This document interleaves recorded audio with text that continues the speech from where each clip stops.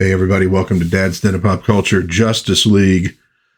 Monday, we have reached Justice League number 5, September of 1987. Batman versus Guy Gardner. Showdown. It had to happen. You know, back in the old days, they would have made that stuff more prominent down here, but just shows the way these comic books change over time. So, let's get this dude started. And we are in Stone Ridge, a small gray town in Vermont. Gray people, gray lives, gray deaths. They caper, they cry. They avert their gray eyes. Yet some stare, fascinated by the gray blood that pours from gray flesh. Then comes the realization that something must be done. An ambulance, one of them shouts. Get an ambulance. And even his voice is gray. If I could, I would laugh. Perhaps I would weep. But such luxuries are not permitted me. I am the gray man. You know, as we get older, all of us, you know, we get a little gray. You don't have to be that way. Oh, no, wait a minute.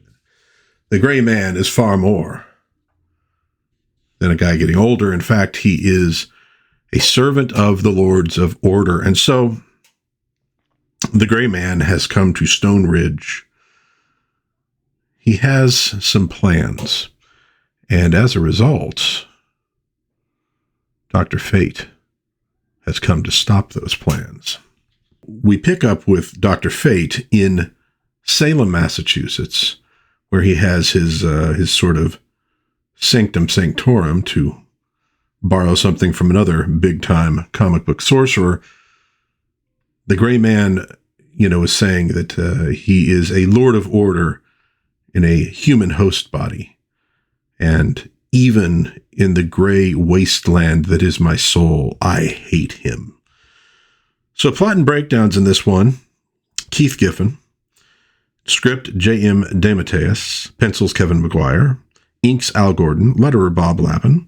Colorist, Gene D'Angelo. Andy Helfer. Editor of Gray Life, Gray Dreams. So we're still at this point with Justice League. We're kind of in the preliminaries. We're getting to know some characters. We're seeing them in action. The book, over the next maybe 3 issues, is really going to kick it up a notch. But right now, we're just seeing, I guess you could call it some pretty standard comic book stuff. Villain shows up threatening everything. Good guys, you know, run in to stop him. So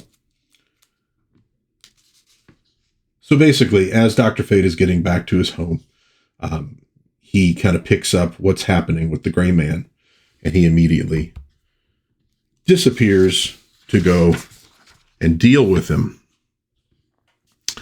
Meanwhile, back in, I don't know, is it New York? I'm trying to think where, I was going to say where a certain thing is set, but if I do that, I'll give something away a little bit.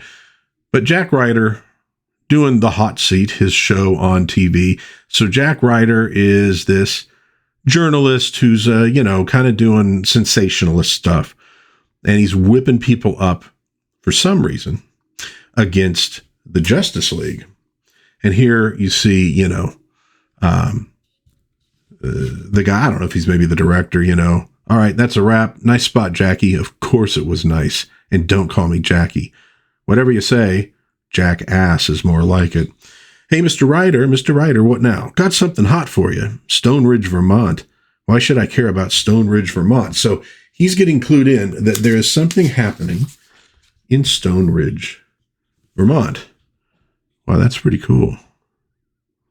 I don't remember that stealth bomber model. I mean, that's about 90% the Buck Rogers spaceship, right?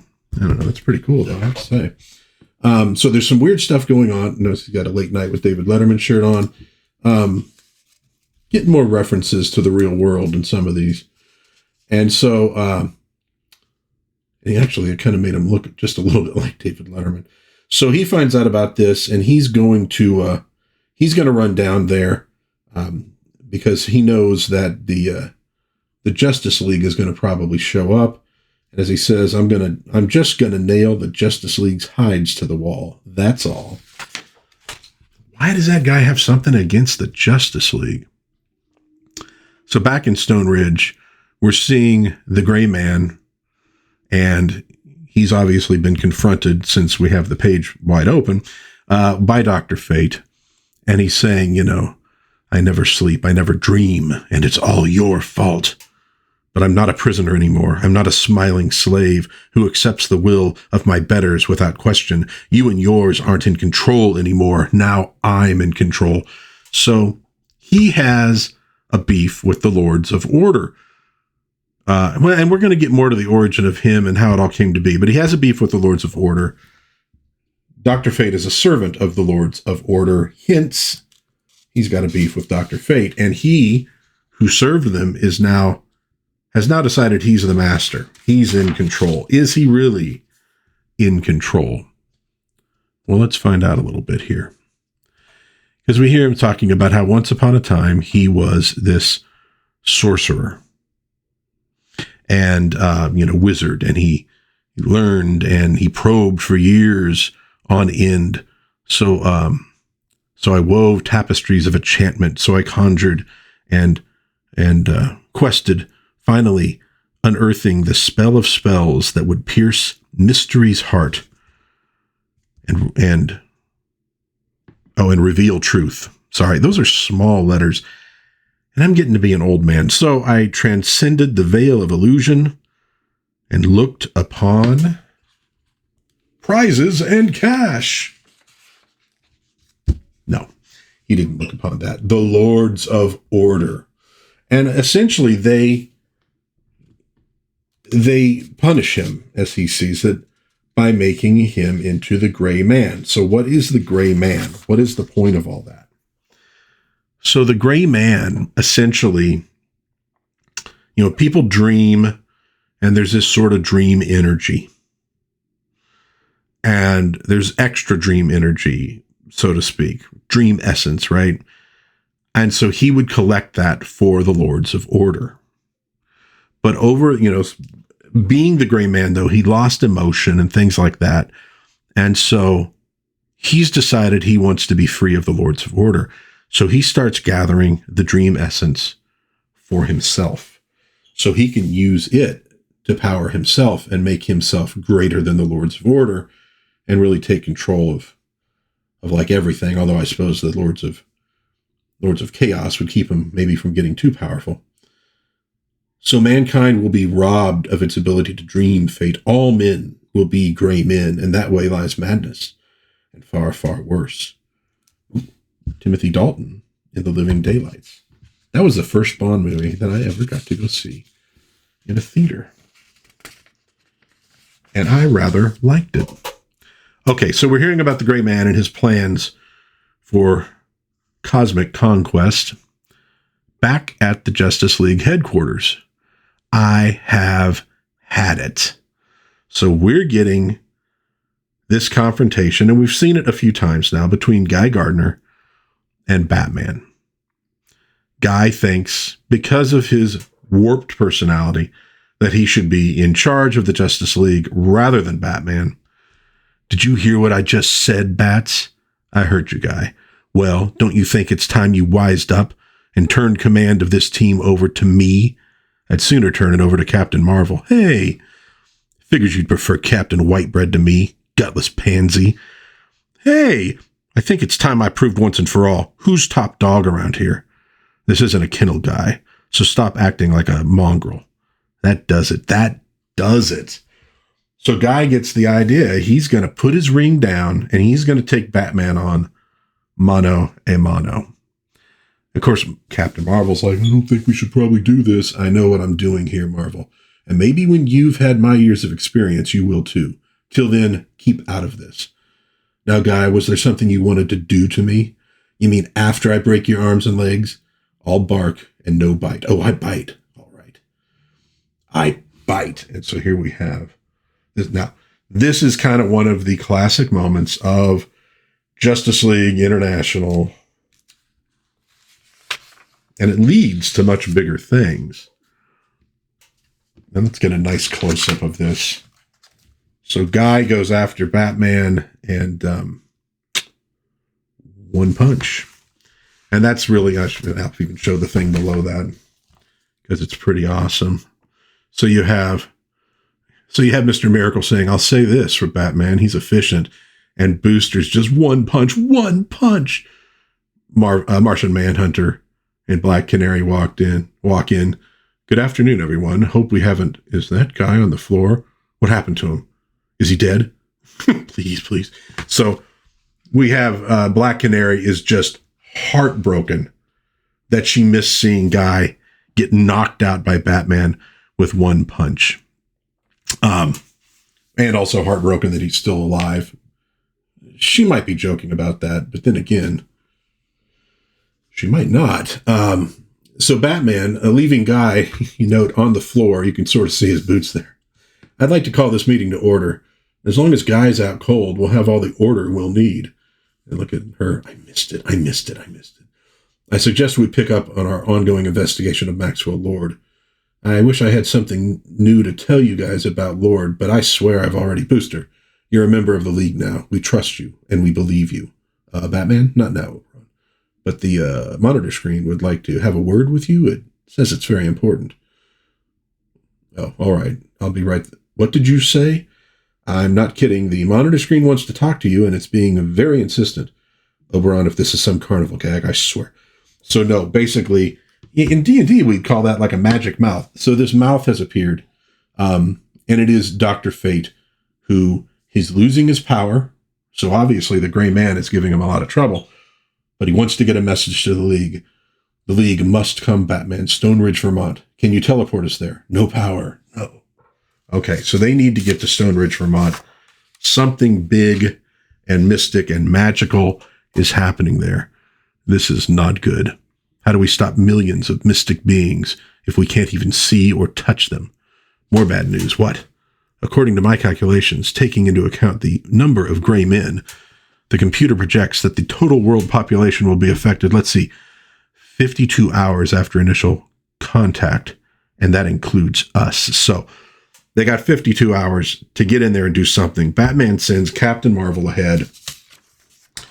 The rest of them, the original Hard Luck heroes, are back from the grave, or are they the Doom Patrol? I remember getting that first issue and thinking it was pretty cool. Oh, Gary Martin.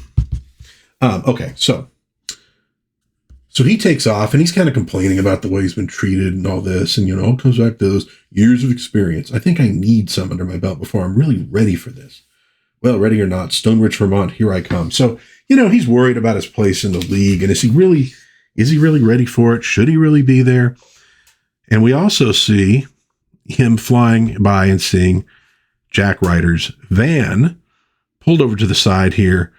Is that loudmouth Ryder here? Jeez, that's all we need. I'll bet he help. Holy moly. Are you all right, mister? What happened? Where's Jack Ryder? Help. Somebody's got to help. Whole world's going crazy. Poor guy. So he grabs this guy and he says, I'll help you. I swear it. And he's going to fly into Stone Ridge. And we see just one more mile until Party Town. What? Okay, so the League is heading off in the bug. Nice shot of them kind of kibitzing as they fly in there. Down there, Beetle. Bring her in quietly. I don't want to alert whatever's out there to our presence. Considering the Gray Man's power, there's a good chance he already knows we're coming. All the more reason to be careful. Batman, I feel a presence. Strange, disturbed. The Gray Man? I don't think so. A strange, disturbed presence, and it's not the Gray Man? You don't think Guy followed us? He'll be out for hours. What was that? Nice shot there. I believe it's called giggling. Or perhaps it was a titter. I know for a fact that it wasn't a guffaw. The creeper. Where? So, for those who don't know, the creeper is the alter identity of Jack Ryder. Why does the creeper want to have, why does he have a beef with the Justice League? I don't know. Maybe we'll find out. What are you doing here? Oh, creeping around. I assume you know this wacko. Why, we've met. Ah, yes, I'll treasure those memories forever. The moon, the stars, drinking champagne out of your cowl. So, of course, Batman doesn't have time for this crap. And ultimately, what it comes down to is the Creeper is going to be joining them on this mission. Welcome to Stone Ridge. And, you know, I know there's some artsy types in Vermont, but I don't think that's what Stone Ridge used to look like. Next, Gray Madness. So, the Gray Man has come to Stone Ridge. It has become this bizarre-looking environment. Dr. Fate's in trouble. Where's Captain Marvel? The Creeper has showed up. And Guy Gardner is unconscious. That might be the only good news the League has. So that will basically do it for Justice League number 5. Now, not a lot of action in this one, other than Guy getting his, block knocked off by Batman.